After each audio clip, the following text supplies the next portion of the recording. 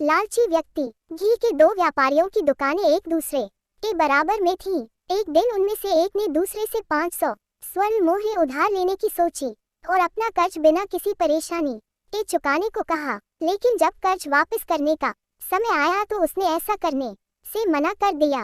उसने ये भी स्वीकार करने से मना कर दिया कि उसने उससे रुपये उधार लिए हैं। वह व्यापारी जिसने धन उधार दिया था वह न्याय के लिए बादशाह के पास गया। बीरबल को हमेशा की तरह न्याय करने को कहा।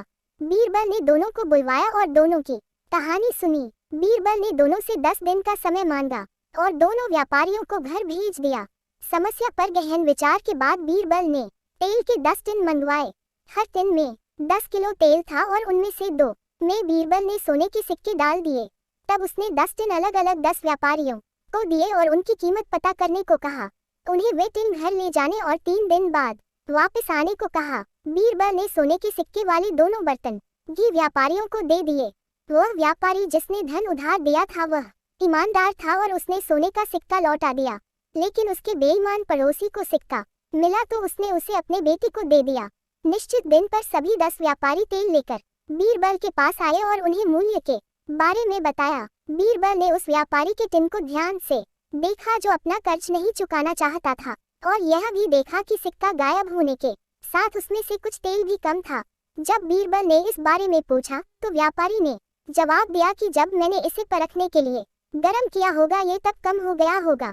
बीरबल बोले, अच्छा ये बात है, चलो मैं देखता हूँ, मैं अभी वापस आता हूँ।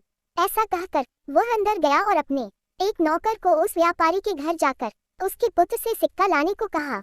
बहुत जल्द वह लड़का सोने के सिक्के के साथ दरबार में आ गया और तुरंत उससे बीरबल ने पूछा, क्या तुम वे 5 सिक्के लेकर आए हो जो तुम्हारे पिता को तेल में मिले थे? तभी उत्तर आया, मालिक तेल में केवल 1 सिक्का था, 5 नहीं। बीरबल ने तब व्यापारी से कहा, जब तुम 1 सिक्के के लिए बेईमानी कर सकते हो, जो मैंने तेल के डिब्बे में डाला था वह इसके साथ तुमने उसमें से कुछ तेल भी निकाल लिया और गर्म करने के कारण तेल कम होने का बहाना बना दिया, तब तुम 500 सोने के सिक्कों के लिए सच क्यों बोलोगे जो तुमने पड़ोसी से उधार लिए थे? अब तुम्हारे पास कहने को क्या है? अब व्यापारी को बचाव का कोई तरीका नजर नहीं आया तो उसने सभी तेल व्यापारियों के सामने अपनी गलती मान ली। इस कहानी से मिलने वाली शिक्षा, सच कभी भी पर्दे के पीछे नहीं रह सकता। बेईमानी देर सवेर सामने आ ही जाती है। इज्जत एक बार जाने के बाद दोबारा पाना मुश्किल हो जाता है।